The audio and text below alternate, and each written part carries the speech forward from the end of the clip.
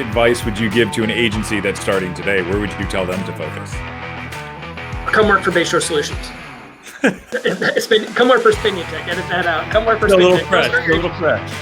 Yeah, go start your agency. Come work over here. We got lots of opportunities.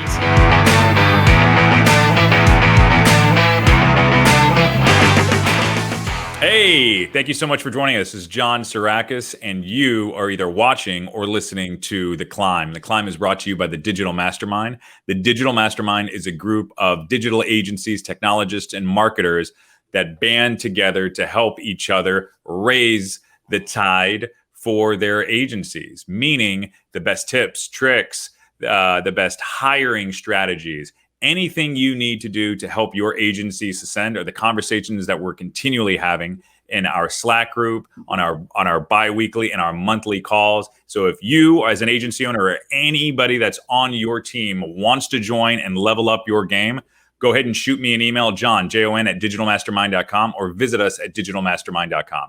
And if you could like, comment, share, participate in this show in any way where you see value, we would be greatly appreciated. Go ahead and review us on iTunes. That's something else that I'm always looking for and very appreciative of. Well, and Dave, why don't you come out here and join us?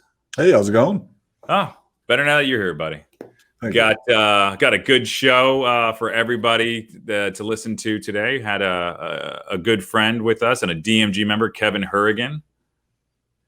And what?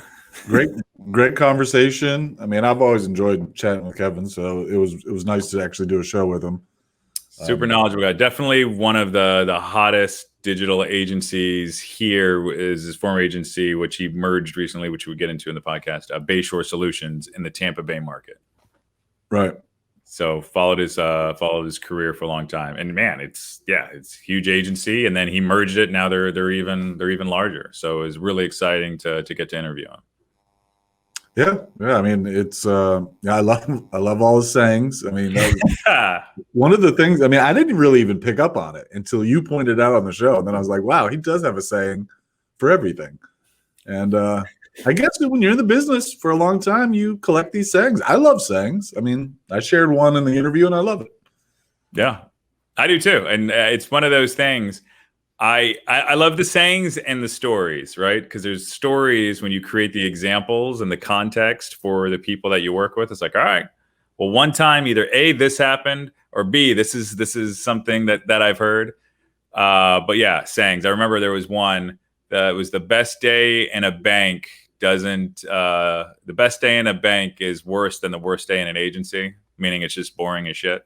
Right. But yeah, he had a plethora of them, and they're all good. Yeah. Is that what stood out to you most? It's just one of those things that I just never noticed it until you pointed it out, and then it was like funny. I mean, the entire interview he's talking about. He leads into everything with a saying, and then gives you the story, and I was like, that's pretty funny. It's cool though. It's almost like the way his mind works is in these like chapters of these points of knowledge, and then it just spurs off of that, which is really cool. Right. I like the other. He gave a plug for DMG and they're in peer groups, right? As being an accelerator for him to, of course, merge his agency and also adopt EOS. That's something that a lot of our members are very. I dare say concerned with, or just I guess what's the best word? Dedicated. Excited. Yeah, dedicated. Yeah, committed to. Yeah. And just frameworks in general. If you have a framework, it doesn't necessarily have to be EOS, which is fantastic for others. That's super important in anything you do. Well, I think it's just important to have a framework. That is the thing that provides value to your business. Without it, then you are the business. And if you go away, your business goes away. So The framework creates the structure that puts your head down on paper so that your business operates when you're not there. That allows you to go take a vacation and not come back to your business on flames. So it's important to have. Yeah, and after you die, if you're going to have longevity and it's going to carry on, there's a framework in place so it can continue to succeed. Right. And a lot of those frameworks, I love that they're all built on culture, right? You have core values, you have your vision, you have your mission. And I think we've kind of taken some of the EOS things. Granted, there's been a lot of it in the DMG. We used it as kind of that buffet approach, but so far so good. Yeah, I mean, I've done this approach with everything in my career. I mean, there's coding frameworks that I borrow from, and I look at the things and I understand them and I read them and I study them and then I go, okay, for us, these are the parts I like. I'm going to use those. I'm not going to use these parts. I've done that throughout my career with everything, and it's worked out well so far. So, and I think one thing I respect about Kevin's approach, though, is he wanted a very binary perspective of it, where it's, all right, we're doing this full force, whole hog, and then if this doesn't work, then we can say, okay, cool, we're not doing this, and I respect that a lot. Sure, absolutely. And then along those lines, another thing that's touched on in this episode is data driven decision making. Right. Yeah. I mean, that's the best way to make decisions, right? Yeah. I mean, I'm 100% on board with that. I've built custom systems that allow me to get numbers immediately the second a month closes. I could probably get down to the granularity of weekly data sets. I don't know if I think that might be a little overkill. I don't want to be obsessing over numbers. Like I want to be aware of them. And I think monthly is right. He mentions that he does it weekly. And God, I feel like doing a weekly scorecard, but that's part of EOS. And so he was doing it daily. Yeah, he was. Yeah, at first. But then he brought it down to weekly. And then that's part of the EOS that I don't subscribe to. I mean, especially in this business, the projects we work on aren't weekly projects. It's not like we're selling widgets. We're selling 6-month engagements. So measuring weekly, like what is? I don't know. I think it just depends on what you're measuring, though, and what you're trying to correct. What we measure and correct obviously isn't going to make much sense there. But granted, on the sales side, there's a weekly meeting, and we're making adjustments and corrections. I think it just depends on which data sets you're looking at. I kind of look at it like racing, right? Are you going to go the whole lap before you intercom in to make some adjustments? So I think it just really depends on the track and the work that you're doing. Right. And I think the way we handle invoicing, it smooth things out. We don't have peaks, and a lot of other companies have peaks and valleys from, they sign a bunch of engagements, get all the money up front. And then, the back end of the engagement, they're not getting paid as much anymore. So that comes in the valley, and then they sign a new engagement, and we don't do that. So I like to smooth it out as much as possible. Didn't you have you had a past job where you guys did a study on data and no one was using data or something? Yeah. I mean, not the last company, but it was Snap-on Tools, business intelligence division, and we built software for OEM car manufacturer dealership. So like your local Ford dealership used the software that we, and basically we'd ingest all their sales data and then create projections, and then gave them tools to say, if you want to, make an extra $1 million next year, here's how you would have to do it. Because Ford, in order for you to keep your, license to sell Fords, you had to submit business plans and achieve them, and work towards achieving them. And because they only, if you're not going to be aggressive or you're not going to meet your goals, they want to find someone else and give them the Ford dealership in your area or your territory. So this was mandatory. So we polled all the owners, and it was only something like 60% of people, when presented with hardline data, or 60% would go with their gut over the data. I think it just depends on what that information is, right? Right. And the thing that the data doesn't do is it's not aware of the outlook. Yeah. You might see bad times coming. You might see economic indicators. The past data is all in the past. And so that's where I think the disconnect, that's where the gut still comes into play. But your KPIs are important. They're what's going to influence your, because what happens to me a lot is my gut doesn't line up with the data. And the data is like, hey, everything's great. And I'm like, it doesn't feel right though. But the data is like, no, it's good. and which gives gives some form of confidence. At least you can then tuck it away. Like, all right, well, I'm just dealing with what I got. And granted, you can dig in if you want, but I think there's some others that may suffer from some kind of worry psychosis where no matter what, but at that point, I think it's like Kevin mentioned, right? There with the data, there's a guy hanging from a cliff, and there's hey, pull me up. And someone says, hey, just let go, and he's like, well, let me hear from somebody else. And I believe a lot of managers, leaders, and business owners make that mistake with their data. All right. Yeah. I mean, you have to have a little bit of faith in your team, a little faith in your structure and culture that you can let go. And a lot of people have a hard time letting go because they might not have that faith in those pieces. And some never let go, and they're there for a reason.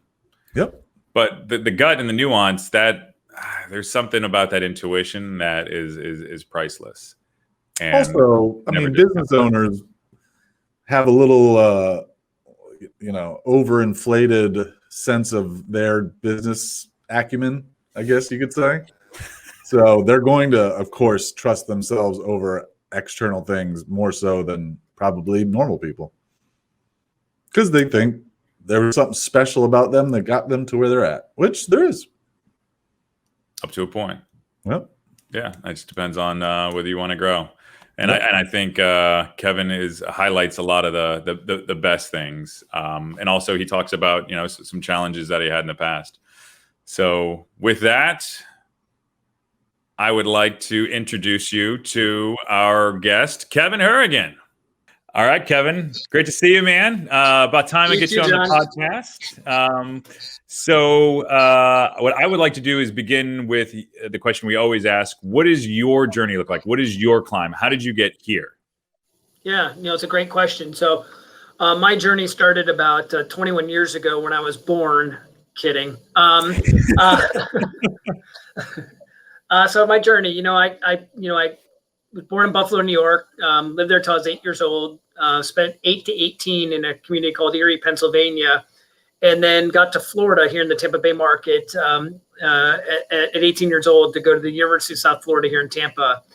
And getting out of school, I didn't really know what I wanted to do. I ended up in a hospitality career with a Ritz Carlton owned company and got a good foundation of customer service training, a good foundation of understanding the importance of having processes and procedures to be able to replicate high performing services and things of that nature. And eventually found that hospitality wasn't my calling, and new technology was the wave of the future. And, got into computers, and computers, brought into the internet. And, here I am 26 years later at the helm of what is now Spinutech, a company I merged with back in January of 2021, just 4 months ago.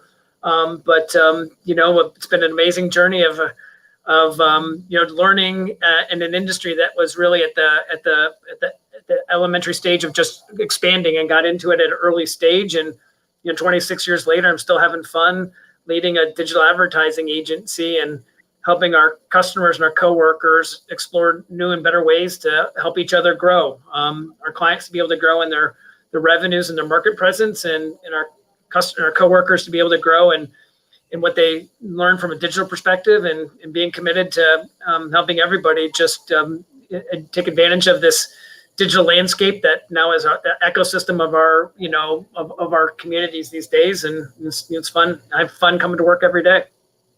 Right on. You're the second person that's been on the show that's actually mentioned Ritz Carlton and the word processes with it. What experiences did you take from them that you've put into, let's say, your agency or your life? Yeah, it's funny because when we started this company 26 years ago, I wasn't the CEO of the company. I was the COO of this company. And my partner at the time used to say that, you walk, Mr. Policy, Mr. Procedure. That's how you walk. And today it's probably couldn't be further from the truth. And although I absolutely agree they need to be done, I'm not the one that's necessarily the one who's creating them and things of that nature. But I think the foundation that I received from the Ritz Carlton training is in the hospitality space, a lot of the staff that works there are going to be hourly wage employees who typically are going to be, low income earners and things of this nature, and a high turnover rate for, probably 80% of the staff. This could be house cleaners. This could be, bar staff. It could be waiters. It could be waitresses. It could be front desk clerks. It could be bellmen. It could be security people. But, there's a good chunk of those who won't be at the hotel for a long period of time. And so when you're having a high rate of turnover in a low wage type of skill, if you don't have policies and procedures, you're probably not going to have consistent high performers out there. And so it really taught, about if you create a best practice, build a process and a procedure around that best practice, and teach people how to do it and encourage them to follow it, reward them for doing so, and correct them if they don't. And Ritz Carlton was amazing at that. They really, were really good at, letting people know they did it correctly. And they were really, really fast about letting people know they weren't doing it correctly. And they held themselves to a high standard that if you weren't doing it correctly, it was your choice to correct it, or they would find a replacement for you. And so, it was definitely a stiff approach, but they were highly successful at doing so. And so, that fostered into, as I became a business owner myself, if you have expectations of people to be, high performers and have fun at what they're doing and all of that stuff, you better not do that without guide paths and swim lanes, if you will, of how to get there and expect it to be there. You have to teach people how to do it. You have to create those. You have to reinforce those. You have to reward those, and you have to correct those when it's not, and not just turn the other way and hope it's going to get better. There's an old saying, hope's not a strategy. You got to communicate, and you got to set expectations. And there's an old saying, what gets inspected gets done. You have to inspect it.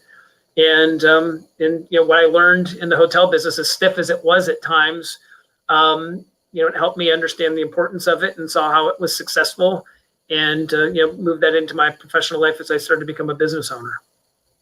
What structures do you have in swim lanes? Are you following a framework? Is there a methodology? Like, how loose is too loose? Yeah. So as a company, we practice the Gino Wickman Traction Entrepreneur Operating System. So at a high level, Spinutech and my company prior, Bayshore Solutions, we worked with Gino Wickman's Traction Entrepreneur Operating System. It's referred to as EOS, and so that definitely provides some really good swim lanes to stay within. And I've said since the first day that I've been practicing this system, which is now about 2.5 years deep.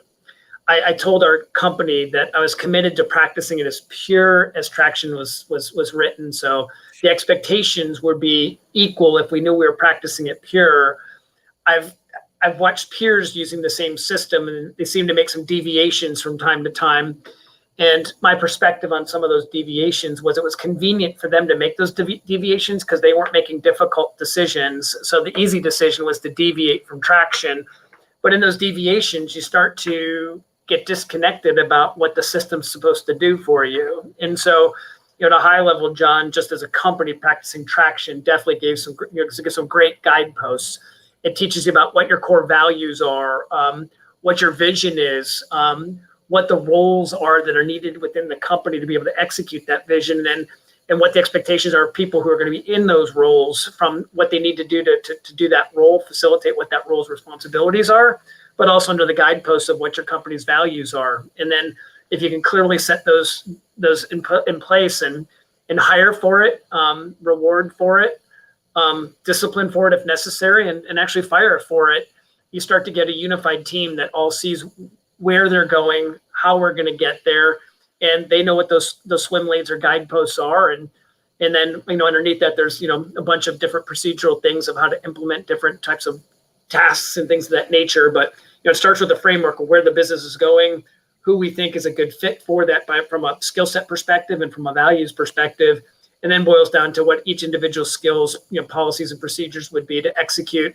high performing work, but also rewarding too. Like it sounds very disciplinary. It has structure, but it's meant to be enjoyed too. And so when you find people who enjoy the role that they're in, and they appreciate the values that your company set, and they see the vision of what you're painting for them, they start to really enjoy that role, and they end up doing great work for themselves, for our company, and for our customers. What was the trigger that led you to EOS? So actually, Digital Mastermind that you and I are a part of was, I had heard it plugged. I heard it plugged a few times there. I belong to another group called YPO, Young Presidents Organization, and I had a few of peers of mine mentioning it. And so I had read the book probably about 4 years ago, loved it, but didn't choose to take action right out of the gate. I later realized the entrepreneur system that we were following was called the KOS. Have you ever heard of the KOS? Mm-mm. You haven't heard of the KOS? I don't think so. No, I thought I thought you were leading me into a joke. I was like, I'll bite. It's the Kevin operating system. All right, there you go. All right, yeah. nobody's written a book about the KOS yet, and I realized that, when we would go to Digital Mastermind annually, that we get together and we learn a lot of great things together, and I come back from that conference all jazzed up and can't wait to share everything with the team. That was really chaos to them, and I call the KOS was the chaos operating system. And so, I really felt like if my leadership team read this book, we would decide if we would like to run our company this way than the way we were running it without those guideposts before. And I gave them all a month to read the book. And at the end of the month, we had a discussion about it. And unanimously, everybody said this seems to be the right approach on how to lead a business and set clear expectations and be a little bit more systematic than what we were doing before. And so it wasn't I had to convince people to do it. After reading the book and seeing some of the case studies out there, the whole team said this is a better way to go and let's do it. And so they often say the traction journey is about a 2-year implementation. My company hired a traction implementer, a great guy named Ross Gibbs, and he facilitated us for a solid 2 years. And ironically, at the end of the 2-year journey is the same month that we merged with Spinutech. They were actually using traction as well, but they weren't using an implementer and they weren't fully deployed or pure at that stage. But when we decided to merge the two companies together, we decided to start Traction brand new. We're a brand new company with two companies coming together. It's a new vision, new values, new responsibilities, a whole bunch of new career opportunities, and we just decided to practice Traction from day one. And so today we're it's May 12th, and we're in the 5th month of starting Traction anew as a new organization with an implementer and practicing as pure as Gino wrote the book. I think it's smart that you started anew rather than trying to muddle your way through it. What I also find interesting is you were a good leader in having your team buy in before you made that switch. Were you always like that, or is there something that you learned along the way, like, oh, I need to create buy-in with my management structure?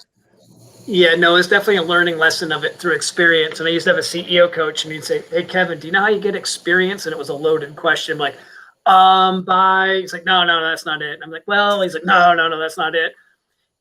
Kind of a crusty old guy from New Jersey. And he said, this is how you get experience. You make mistakes, but you learn from them. I'm like, okay, yeah, that makes sense. That's how you get experience, right?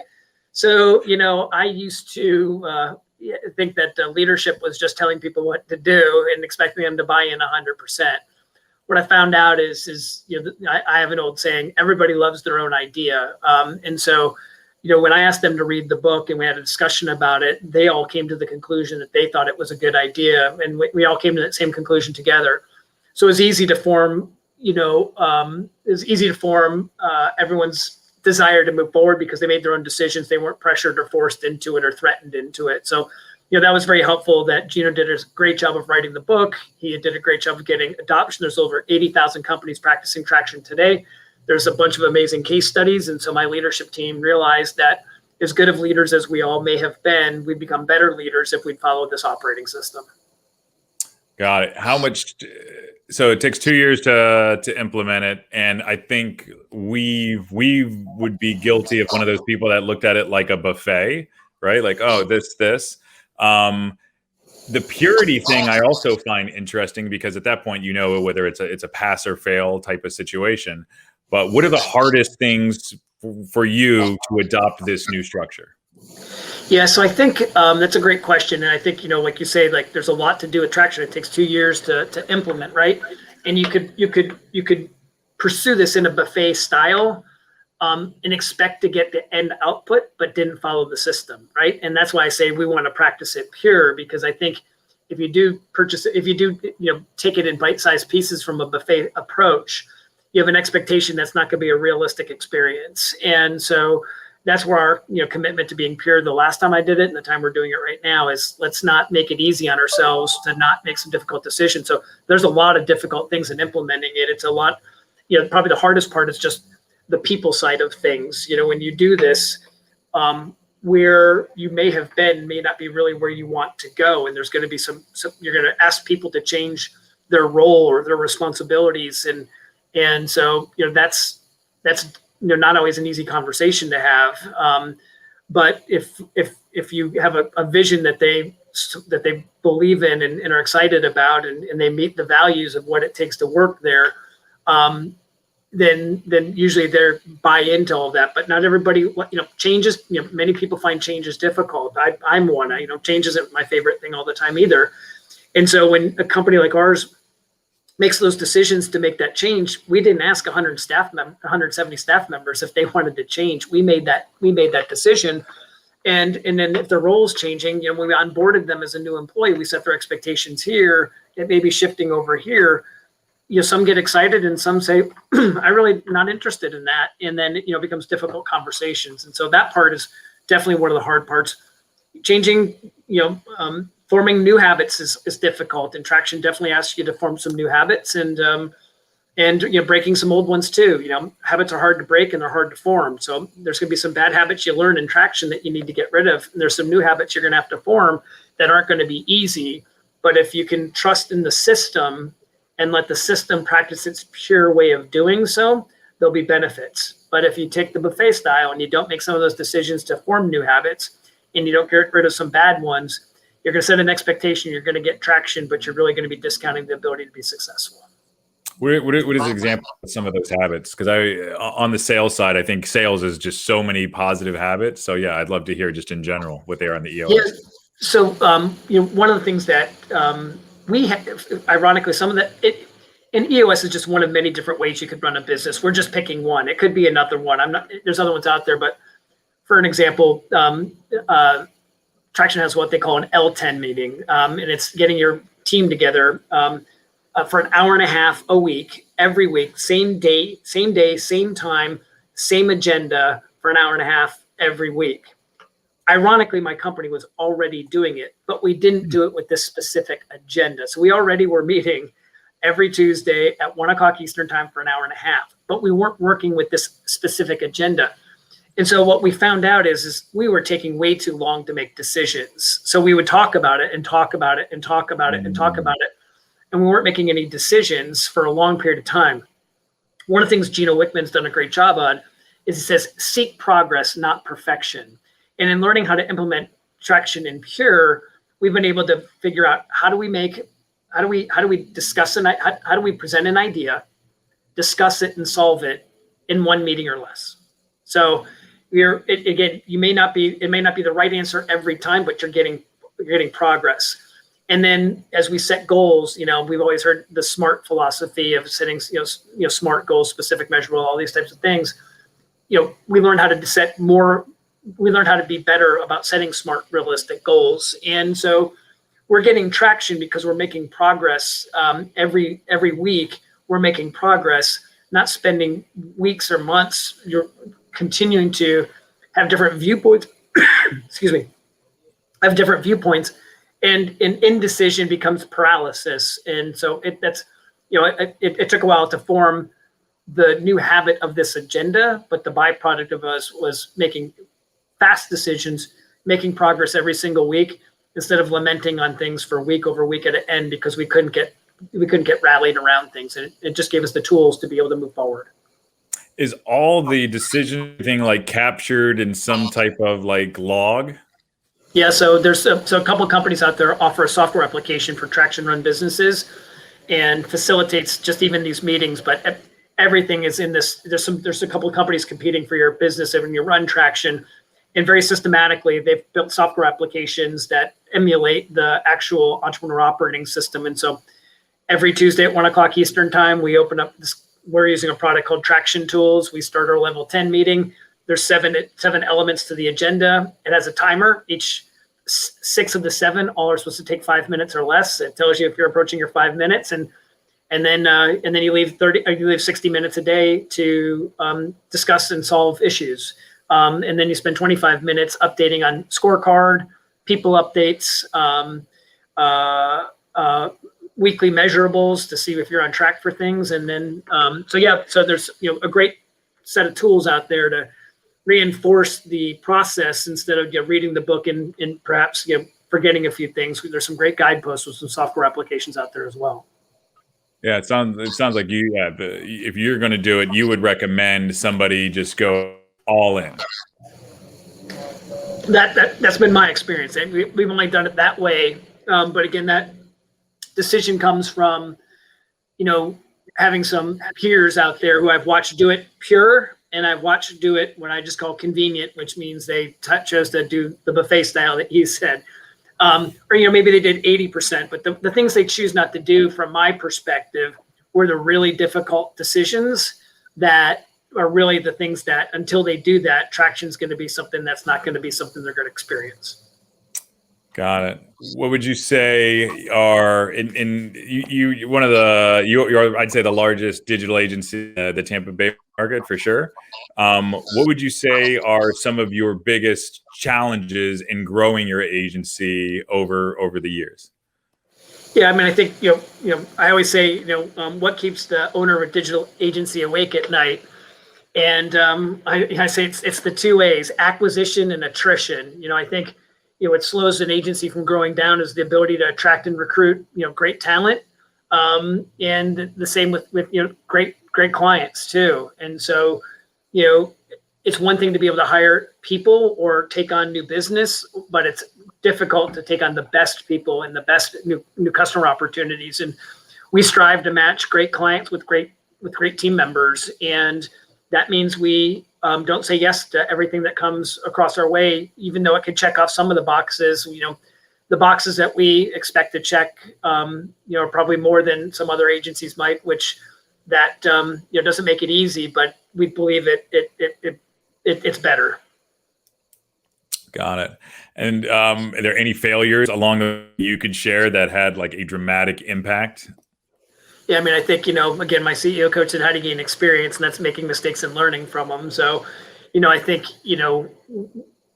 I think there's not, a day or a week or a month goes by, you don't sit back and say, I probably could have done that differently based on what I see in the rearview mirror, right? So, we made a humongous decision today. We selected a new ERP for our combined company, and that's a big deal, right? Company's ERP is a big deal. And there was 5 of us that made the decision today. And the decision we made wasn't one of the 2 that we were deciding on today. We ended up in the middle of a meeting discovering another alternative, and we all got rallied around that. And, it's a big decision, but, it took a while to get to that point. And, you looked at some things that we did that we probably maybe, didn't spend our time as efficiently as we could have, or we did some things that didn't help us make the decision. And, so just today you look back on how we end up getting to where we got. It wasn't by design, but I think all 5 of us are 110% committed. We made the right decision. And next time, if we have to go do that, which I hope we never have to, I think we learned some experience and what not to do when we do it the next time.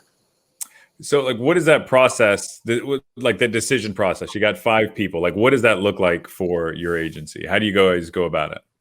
Yeah, so it's just understanding what the business needs from end to end, right? And so, you could, what solves one instance may not solve something else. And so it's just really understanding, if this was left to a shorter team of people, it might not represent the full need the agency has of an ERP. And so it was just knowing who the right people are that could represent the areas that we need from an end-to-end solution from an ERP perspective, and know that we all were, committed to the same goal. Right. And so we all saw how to get there differently, but at the end of the day, we knew what the goal was, and we all just had a different approach. We had a different way we thought we could get that goal.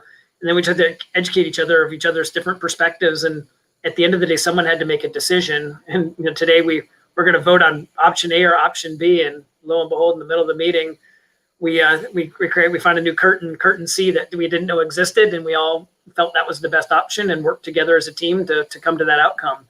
And so, today was a big victory, man. We picked out our ERP today, and probably we're at this for probably about 60 days, But that's a critical decision for a company. That's, all of our customer information is in there. All of our everything we do to run the business is in there. Accounting, day-to-day task assignments, resourcing, all inside that one utility. And, the wrong decision could certainly create a lot of paralysis, and the right decision could certainly give us a lot of traction.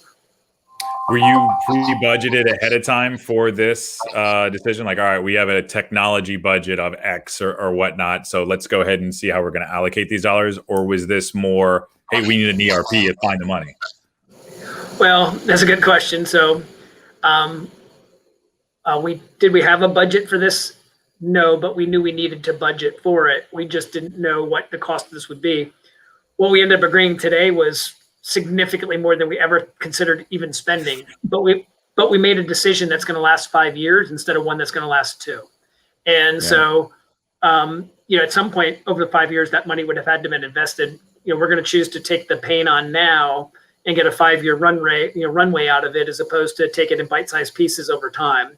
And so I think, we feel really good about, we're making a 5-year commitment for our team to be able to have the tools to be able to do their job more efficiently and effectively than ever before.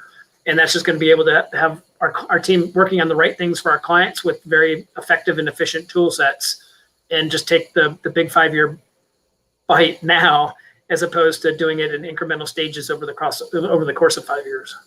So are you getting rid of disparate systems? Yep. So what we'll end up with was nothing either team was using before. Wow. Got it. That also sounds convenient too, though. So there's not a debate over which tool we're going to use. It's kind of and there's probably that was an element that probably made that easy too, to some degree. I think my team would admit that if one was a survivor and the other one wasn't, that might feel like that was there's probably some unspoken noise there that existed, that if one company's system survived and the other one didn't, that may not be fair. I don't know what the emotion might be to that, but at the end of the day, we're starting with utilities that we've never used before.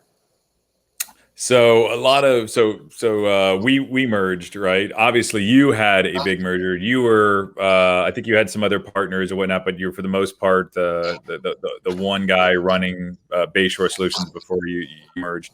Tell us, how did you find your merger partner or the company to merge with, and what did that transaction look like? You don't have to get into dollar values or anything. Yep. Ironically, John, it's the same journey you and Dave had.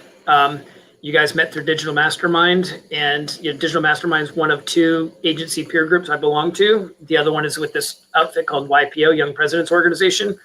And my new partner and I were in what we call a YPO forum together, 8 agency owners who spent half of a day every month helping each other become better leaders, grow our businesses, solve problems together. And for 3 years, we just were always talking about, instead of helping each other from afar, should we ever maybe potentially unite? And, last year when COVID hit, instead of meeting monthly for half of a day, we had a standing call every Friday. And then my now partner and I, for the last 3 years, we're having a standing call at 9:00 every Wednesday too. So, now we're spending 2 days a week together, and we're so similar.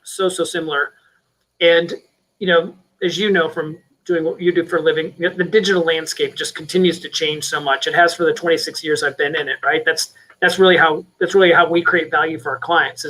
The digital landscape changes so quickly that our clients can't keep up with it, so they outsource that to companies like us to be experts at it, and they can practice what they do for a living and outsource what they aren't expert at on the digital side of things.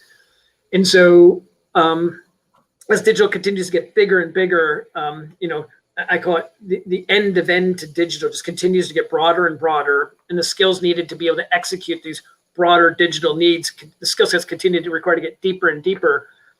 As a team of 60 some odd people, we were doing our best to cover this broadness and this depth. But at the end of the day, we could check off the box. We were experts in many of them. We were working on becoming experts in some others, and some were on our parking lot for future things we wanted to be experts at. And same with my partner. It's a 100-person agency. And then there was areas where we were probably deeper in expertise in some areas on the website, and they were deeper in expertise on some of on the digital buying side of things. And so, as a team of about 175 people today, we think that we can cover what the broadness and the depth of end to end as an integrated company way better than we could trying to fight the same battle as 2 independent companies of of 60 and 100 people. Got it. What would you say? So were you more placed on the marketing side? They were more on the tech side, or was it like a culmination? It's really more probably, well, both were end-to-end digital companies. They probably had a stronger deployment on the digital marketing side, and my company had on the web development side. But again, it became as a huge compliment because, you know, the customers that we work for, we're usually doing all of their web work. We're doing their web hosting and their digital marketing. And by coming together, we just expanded each other's ability to own end-to-end digital, whether it be their website, their hosting, or their digital marketing. We just, you know, brought more resources to our clients to be able to offer that end-to-end service better as an integrated team than we could independently. Got it. Was the so I guess going back to the merger, has the merger been smooth? Is there any hiccups that you can share? Any learnings? My partner thinks I'm the nicest guy in the world. I'm really smart. No, I'm just kidding. Hi, Mark. You know, I told him this last week, and I've said it to him numerous times. There's not a day that goes by I have any regret. There's not a cell of my body that has any regret of what we did. This was the right thing to do. The digital landscape's growing so quickly, and we really want to represent the best we can for our clients, and we really want to create career opportunities for our coworkers. And as good as we both were doing independently, we are doing better as one bigger team for all stakeholders. For our coworkers, there's just so much more opportunity to own this end-to-end thing, and we don't even know exactly what that else. I mean, we're still learning what that really can be for our team, for our clients, to really just be able to, those areas we're aspiring to own it. Now we really can represent. We own it and help them, that they don't need to have another partner to take on some kind of sliver of work, which has an overlap of their time, an overlap of their budget. And they would rather have given it to us, but we just couldn't own it like we can together as an integrated team.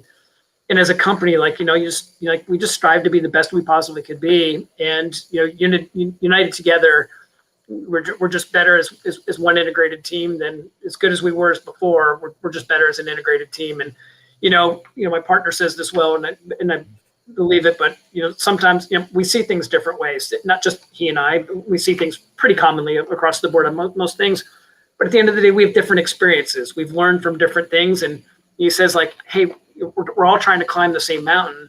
It's true. We all just see a different path to get there. And so just working with, you know, just reminding each other, we're all trying to climb the same mountain. We're trying to put a flag in the top of the same mountain. While we see a different path, let's learn from each other's paths, and we can make some decisions. And, you know, one of the things Gino Wickman writes about in the book, very early in the book, he says this: there's a guy who falls off a cliff, and he grabs a vine, and he's holding on, and he's looking down, and he's holding on this vine, and he looks up and he says, please, if anyone's up there, please let me know. And a voice goes down, just let go of the vine. It'll be okay. And he looks down, and he looks back up, and he says, is anybody else up there? And, you know, when you've got a great leadership team, sometimes you just have to let go of the vine, and you got to trust the process that's going to work. And that is, you know, as we're integrating two teams together, it doesn't always go the way we want, but we have to let go of the vine, and we just have to work towards climbing that mountain. Even if it wasn't the path we picked that particular time, we still got to climb up that mountain on the other path, and we got to go up that mountain with 110% of our energy and effort and a positive winning attitude every time. Would you say previously, before that, you were one of those guilty people that would seek multiple pieces of advice, or were you, when you're comfortable, somebody says it, you move with it? No, I'm a pretty data-driven decision maker. So, you know, I make most of my decisions from a data logical approach and not a gut emotion. There's an old saying, data tells, story sells. When the data clearly directs you, it's a comfortable decision to make. But, you know, life doesn't happen that way. Business doesn't happen that way. There's a lot of gut decisions. There's, you know, being an entrepreneur, being a business owner, there's a lot of chances you have to take. And you just got to be committed. You got to be committed to see them through, or you got to be committed to pull the ripcord and pivot. And you know, the data's not going to tell you many of the times what you have to do. But when it's available, I love to consume it, and I love to see what story it tells. And when it's not available, you got to be tenacious that the decision you made is the right decision and see it through, or be ready to pivot and eat the crow sandwich that you might have to swallow down, but move forward. And it's not always easy to sleep at night on some of those types of things. But it's just the reality of what things are. And so, being an entrepreneur, life isn't easy, and it has its way of slicing and dicing different ways. And, running a business isn't easy. We all know that. And, there's an old saying, leadership is lonely. Sometimes the decisions you make, aren't popular and people don't understand from your perspective, right? We're all looking at that mountain, and leadership makes a decision from the perspective it sees. And, people don't always see it from that same perception, and it's not popular. And those things aren't fun to go through, and you have to be confident that the decision you made is the right decision, and move forward with those types of things, and be listening, but don't be too wavering on staying the course. And I think early in my career, way over influenced by people by trying to have the popular decision instead of maybe the right decision. Gino Wickman says very well in his Traction book that the unanimous decision isn't the right decision. It's the popular one, but it doesn't mean it's the right decision. And, I've learned in my career that the popular decision sometimes wasn't seeing the perspective that I think is most important. It's got to be the right solution for my coworkers. It's got to be the right solution for my company. It's got to be the right solution for my customers. And if it doesn't support all three of those equally, it isn't the right decision. And all too often, you may have given an audience to one of those stakeholders more than you gave an audience to others. And you made a decision based on maybe spending too much time in one of those camps, and you sided with your customers, and you made it not a great place to work for your coworkers, or vice versa, or maybe thinking selfishly about your company, and that had challenges to your client's perspective or your coworker's perspective. But I view every decision has to equally benefit our customers, our clients, our team members in our company. And earlier, I maybe was over influenced by having too much of a sounding board by one stakeholder over another. And today, try to balance that out better. Smart. So you mentioned that data-driven. That speaks to me. I'm data-driven as well. What is your ideal what am I trying, like, weekly? Is it monthly? Is it quarterly? Like, how often are you looking at your data points? Yeah, David, that's a great question. And again, I'm a data junkie, so I probably view that more than others might in similar roles. But I've got an amazing finance team. I had one at Kpis Solutions, and I do now at Spinutech. We have an amazing finance team, and I have the most accurate, up-to-date, perfect data all the time. Up until about 3 months ago, I had a daily scorecard, probably measuring over 20 different viewpoints on a daily basis. That scorecard's available to me today still, but I'm choosing to working on a weekly basis, and not let different data points on a particular day disrupt flow. Things. Yeah, I can look at my business on a daily basis, weekly basis, monthly basis, quarterly basis, annual basis, right? And so, on a daily basis, you don't want to get too reactive on a daily basis. And so switching to a weekly perspective, the director of our finance team, great guy named Justin Tarr, every Monday, one of the last emails he sends out every Monday is our company scorecard to our entire leadership team. He puts his own play-by-play commentary on there, like Monday Night Football. He's got like this play-by-play commentary on there. He starts with the opening paragraph. He then has a series of bullets of what's hot, and then a series of bullets of what's not, and then a very detailed scorecard attached to it. And his play-by-play is just like, it's like watching Monday Night Football with Tony Romo. He's just like, Tony Romo can tell you what's about to happen by looking at the field right before a snap.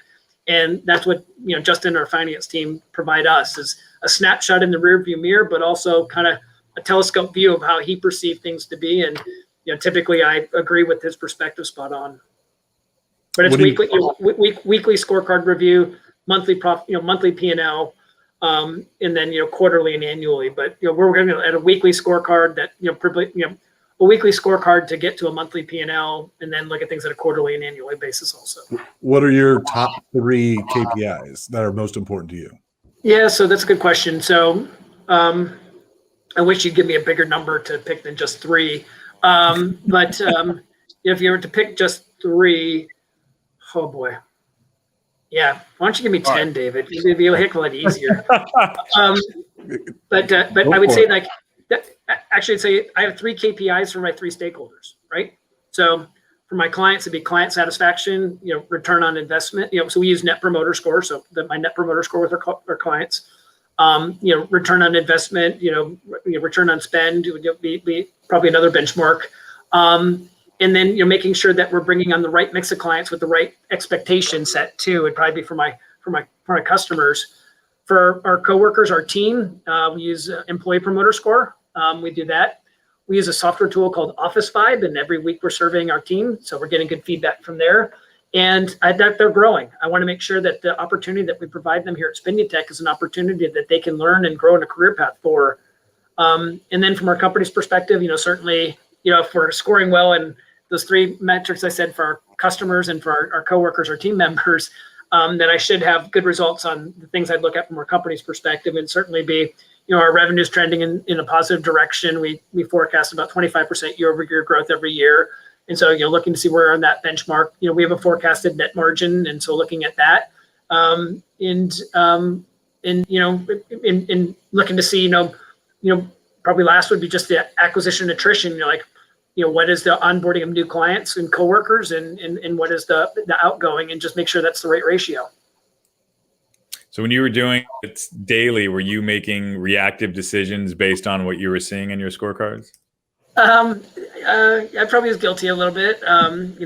Our chief operating officer, great lady named Liz Turner, was a good sounding board, and she listened to me bellyache a little bit from time to time, and she knew what was important and what could probably change. And I would reinforce with her sometimes too. Sometimes you look at a scorecard and, let's say we're looking at, daily revenue for something and it's down 25%. You could, react about that, but, maybe 5 people are on vacation that day. It'll all come back. And so there's certain things that would be like, there's certain things that were just acceptable and certain things that maybe not. Obviously anytime a negative, we do Net Promoter Score and Employee Promoter Score every quarter. Certainly, as an agency, those promoter scores are really, really high, and we would compliment those who were being celebrated in those. But then certainly, looking at some of those too, look to see how you could find some corrective action and some of the ones where you learned where you didn't have the scoring that you wanted. But I think in the daily thing, I think I learned to not overreact to these things and just look to see if I saw a trend over time, right? And sometimes I put a calendar reminder on my calendar for 10 days out. Look at this 10 days out and just see where it was trending, and not make an immediate knee-jerk reaction that something had to be fixed until we saw really there was a trend that there was a consistent trend, or was it just a one-off issue? Yeah, I think that, and your company tripled in size. So based on that, it's a larger ship. A larger ship needs a little bit more time. Yeah. That type of data. It sounds like a lot of the merger had to do with what you see is happening in the agency space right now. So that would allude to you seeing what's happening in the future to some extent, right? What do you see as the future landscape for marketing agencies? Yeah, so it's a great question, John. I think the future of the agency world, it's evolving, right? And today we talk about my partner says as well, but today we talk about traditional agencies and digital agencies, and as he shares, he sees really just be agencies at some point down the road. We're not going to be talking about traditional, because so much of the work is going to digital. At some point, there'll still probably be traditional agencies, but so little traditional advertising taking place that we may just be known as agencies going forward, with specialties in particular disciplines areas. But so much of a shifting digital. Maybe the future is we just call the space agencies and not have to separate digital agencies and traditional agencies, because most of the traditional agencies are taking on such a high component of digital. Maybe we'll just be known as agencies. I think we think agencies in the future. I've never had a desire to be the agency of record for our customers. I've always felt that was some kind of ego-driven thing for maybe leaders to have things as agency of record, or maybe it might mislead agencies to think that this client that they're the agency of record for, there's some kind of guarantee that they're the sole provider because they're agency of record. I don't want to be the agency of record because a client signed a contract and said we'd be that. I want to be the agency of choice because we're doing great work for them and enjoying the journey, having fun and trusting and respecting each other. And along with that, I'm the default agency of record without having to be signing that I'm the agency of record. We're just living in a role that our clients and our coworkers are doing such great things together and accomplishing some great things together and feeling like they're part of one team that we don't have to have a conversation about signing an agency of record agreement. And, I've felt that way for, years and years and years. And I think going forward, the days of agency of the record are going to be something that's going to be, we'll talk about what did that used to mean? Because I really think today a lot of clients are seeing work as project and not wanting to be, tied into an agency of record. And I think today that, pressure on agencies is to, really, really perform. And, clients have lots of options these days. And so, it's finding the right customers and the right team to rally together. And I think that's what we're seeing them more in the future. So getting away from retainers and longer term contracts? I think retainers will still be there, but I think, the agency of the record where 90% of the work was going to one company may not be the same. Now, we're trying to build the best end-to-end agency in the digital advertising space out there. And so we can cover more of what maybe a smaller firm couldn't do because they don't have the subject matter experts across all the different disciplines. And so I do see that, we will be a big footprint within the agencies that we do work for. But I just don't want us to get, I think the agency world is not going to be as comfortable as it used to be because there's so many other companies out there willing to take on project work or things of that nature. It's just going to be interesting as it unfolds. It seems like there's two things that continually happen. There's specialization based on vertical and there's specialization that's horizontal based on the service. Are you having to sell against that? So, it's a great question, John, and it's a really great question.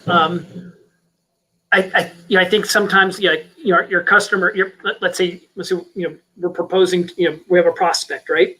And as they're comparing agencies, maybe one is very vertically market driven, right? So they got an agency, let's call it the hospital space, right? So you got an agency that's in that competitive mix with you that is just focused in digital for hospitals. And so that's all they do. And so they're going to speak the lingo. They're going to know all the acronyms of the industry. They're going to get it, right? And then you have maybe one that's more of a horizontal player that's digital experts, but practice that across multiple different verticals. And then maybe you have, a hybrid agency that does a little bit of everything. We're the kind of that middle player. We want to be digital experts across many different vertical marketplaces. And here's why. Working vertically deep, while you may get a lot of subject matter expertise, you run across the issue of your customers' competition maybe wanting to hire you. And I've never, ever, ever been able to understand how that's not a conflict of interest working for two companies to compete against each other when you're trying to bring them revenue growth. I've never been able to figure out how that's not a conflict of interest. And if I can't answer that question, I'd hate for one of my coworkers to get asked by a client, are you working for XYZ company? So I can't stomach that. Secondly, and I hear this through the surveys of our customers from time to time, when they did select us as their partner, they did say, we were comparing you against a vertical focused company, but we've realized all the experience that you're getting outside of our vertical is giving us competitive things that we wouldn't have been able to benefit from if we were only working within that vertical. And then lastly is, most industries go through cycles, good and bad. And when you're focused in that vertical, when that industry is going gangbusters hot, you can't hire fast enough. But when that industry goes backwards, what do you do with your team? It's no fun to go backwards, right? And so what do you do? And I never want, and that's going back to that attrition acquisition thing. When it's going gangbusters, you can't, recruit fast enough. And then when it goes backwards, what do? We've never been an agency in 26 years who ends employment for coworkers if we lose a customer. We've always weathered that storm. But if you're in a vertical, you may lose all your customers, right? And so, I think we've seen this just with COVID, right now, and in agencies who maybe, who catered to the hospitality space when, travel wasn't taking place and things of that nature. I hate it. It makes, it gives me, bad feelings. But we just always want to be that digital expert horizontally across many verticals. So we never have to worry about risk of our clients' competition wanting to hire us. We never have to worry about the only digital knowledge we're gaining is in one vertical. We gain so much in other verticals that can be shared in a non-competitive, threatening way. and we never have to worry about going gangbusters growth or try to figure out how to survive when industries are rotating in different cycles. What advice would you give to an agency that's starting today? Where would you tell them to focus? Come work for Bayshore Solutions. Come work for Spinutech. Edit that out. Come work for Spinutech. A little fresh. Yeah, go start your agency. Come work over here. We got lots of opportunities. It's funny because I have my oldest son had a birthday party last Friday, and it was at my home, and I've known most of his peers for 20 years, right? And so I've known them when they're in high school, and I've known them when they've been in college, and one of them was I was having a conversation with one of them last Friday night.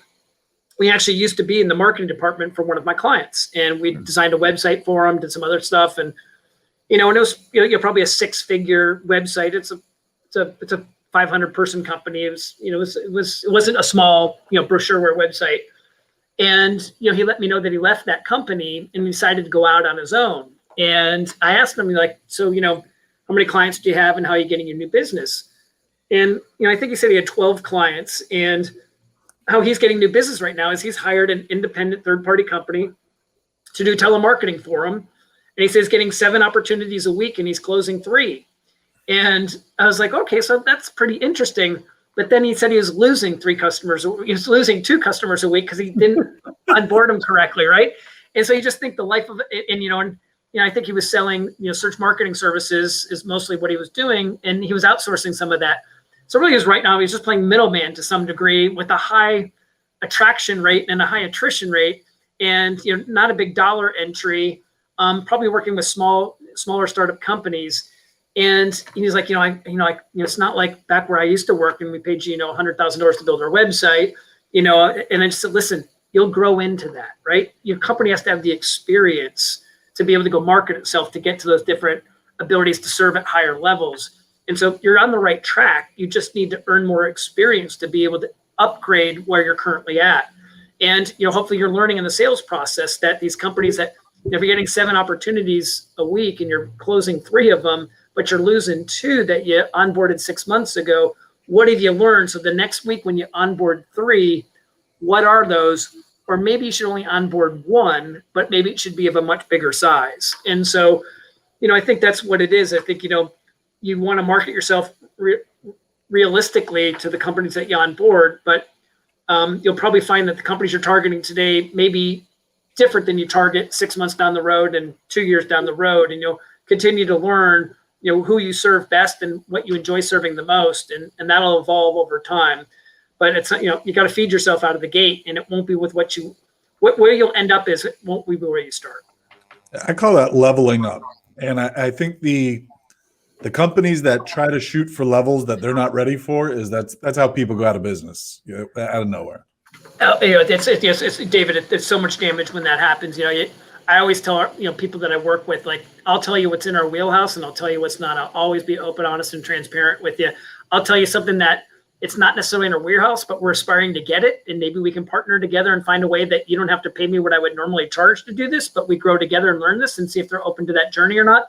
But I never want to represent something that we're not good, that we don't have within our wheelhouse. And if I can't help you, I refer it out. And you get so much, there's an old saying, you get what you give, right? And so, you give some of those things away, but, you end up getting those things back in return too. And so, to make commitments that you're not going to be able to know that you can execute, one, is just, not necessarily good ethical business. 2, you're going to lose a client opportunity. But 3, you're going to send your team, you're going to create a reason for attrition within your company too, because now you're marketing that people within your company are going to do things they've never done before, and it makes them uncomfortable.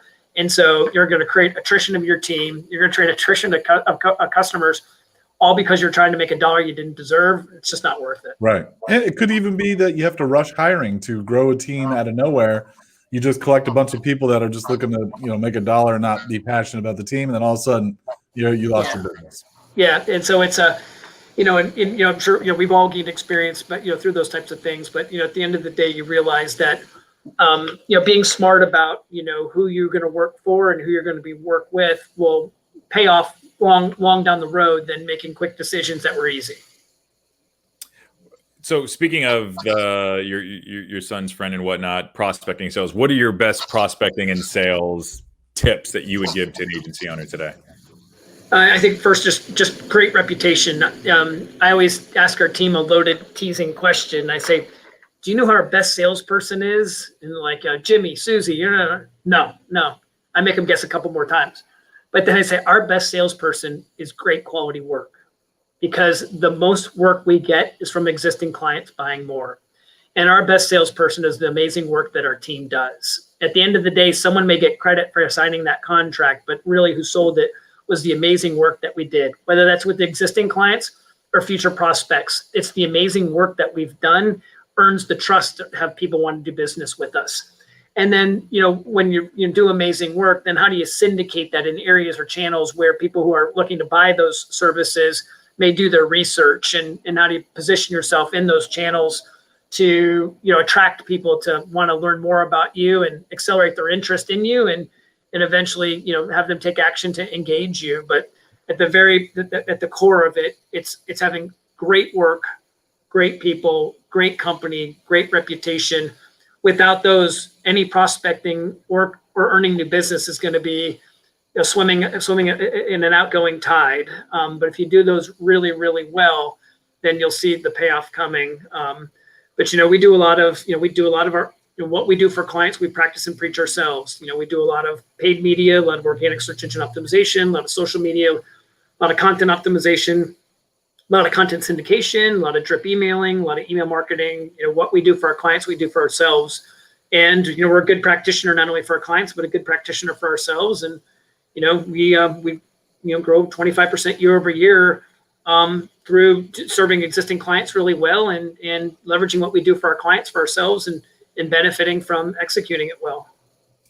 Eat your own dog food, as we like to say. Yeah. Drink your own Kool-Aid, eat your own dog food, all those things. Exactly. And, I think it's really important. I always say, at the end of the day, sometimes I just want to be my own best case study for ourselves, because our clients get an opportunity to see it in action, and, say, whatever you're doing, we want for ourselves. I think that's always a great compliment. So it sounds like you have a lot of old sayings, which I love. What are your top 3 sayings that you live by? You've mentioned a ton on this, which are just fantastic quotes. Well, my number one old saying is, there's an old saying. And so if my team watches this, they're going to laugh. And if they haven't already got sick to their stomachs, because I repeat 300 times a day, there's an old saying. But I do say that a lot. I don't know why. I don't know where I picked it up. But unfortunately, I say there's an old saying quite a bit. But, I think a few of them, I love the phrase, plan your work, work your plan. I think that's really important. I think secondarily, every day, what we do for a living is we're in the professional consulting space. We're not selling a product, we're selling a service. And, our clients are hiring us because we have more knowledge in this industry than they do. And oftentimes they ask us to do things. And if we did it exactly what they asked, if we did it exactly the way they asked, it probably won't get the outcome that they're expecting. And so I love the phrase, the easy thing to do is what the client asked, but the right thing to do is what the client needs. And that's listening, but then providing coaching to say, to be clear about, I know what you asked, but what were you expecting if this was to get done? And, there's another old saying, and advertising it. So, it starts with, start with the end in mind. And so, when clients are asking you to do something, I often ask, what's the expected outcome? If this happened, how did this change your business? And trying to make sure you understand the business case of it. And so that's the intended outcome, not necessarily the direction that they told you, but understand what the desired outcome is.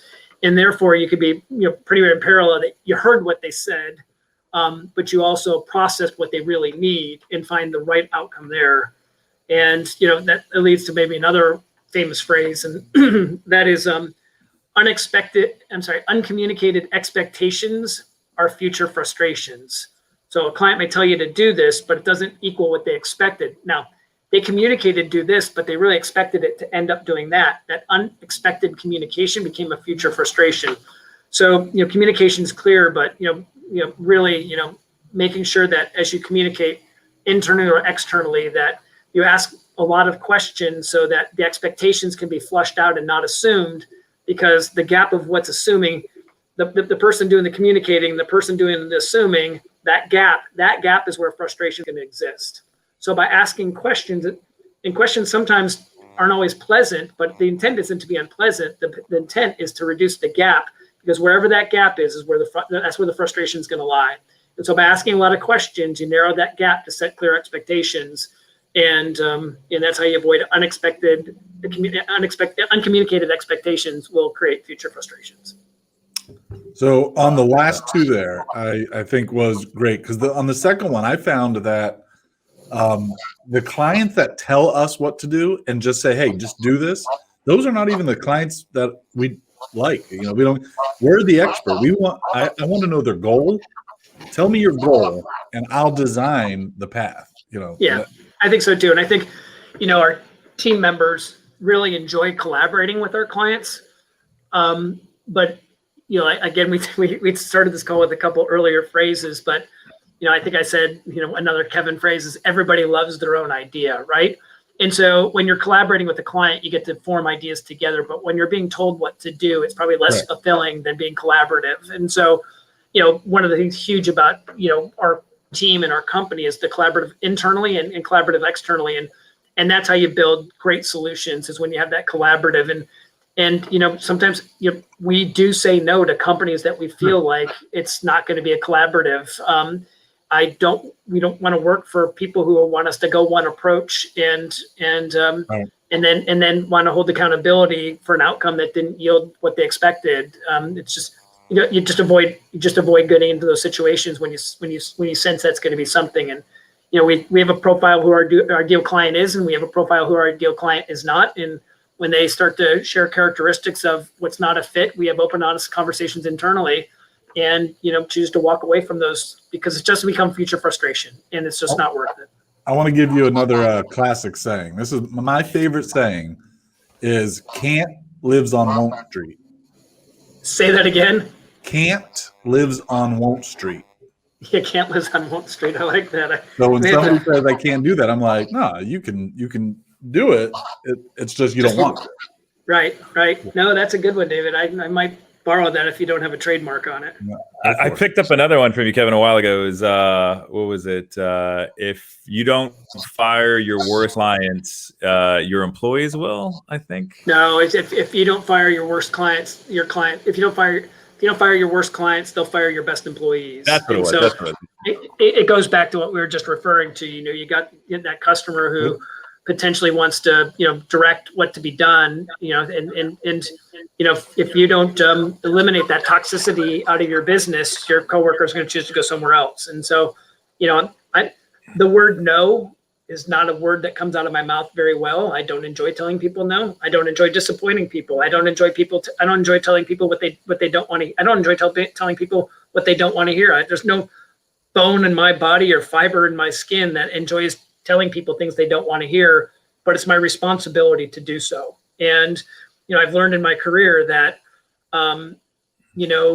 turning your cheek the other way and hoping it'll go away doesn't work. Unfortunately, you have to have the courage to be open and honest and transparent with people, even though it's not fun. It's the right thing to do, and it's going to avoid future frustrations. And the last thing I'd ever want is a team member to want to exit this business because they thought that the customer's dollar was more important than their satisfaction, and vice versa. I'd hate for a customer to think that a coworker who said they can't, but really they won't.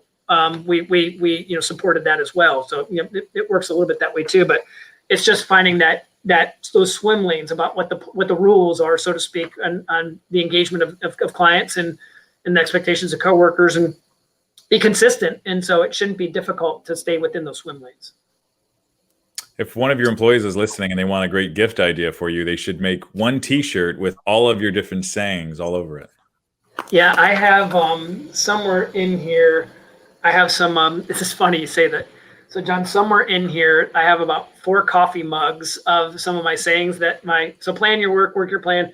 Now, unfortunately, over the years, they're ceramic and they've fallen off the ledge or whatever and broke or whatever, but I had at least 4 coffee mugs in here at one time of they call them the Kevinisms. And so it's not a unique idea. It's been done, but yeah, I'm sure I've got more torment coming, or more love, however you want to view that, at some point down the road. Always two perspectives. Guys, can we take a quick water break? Yeah, man. Yeah, go for it. Yeah, hang on. I assume we're about to wrap up. Anyways, we're at the one. I got my two last questions. So, yep, we got 2 more questions.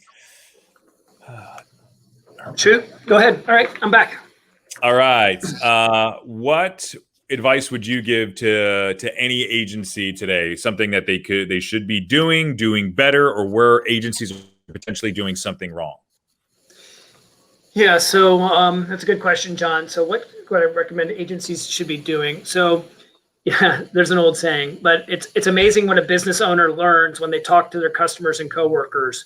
I've developed more of a formal approach to making sure I talk to my customers and my coworkers more frequently.